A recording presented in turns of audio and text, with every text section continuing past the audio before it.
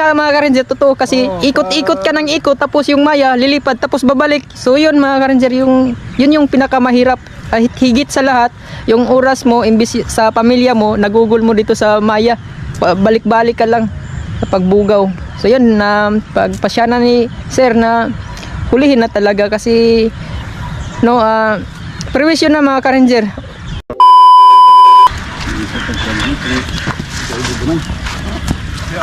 So kailangan natin makahanap ng magandang pwesto, yung hindi matubig para kaya natin silang padapuin lahat.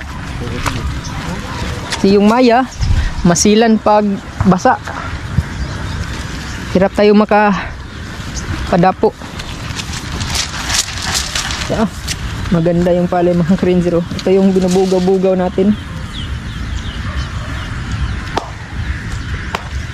Grabe.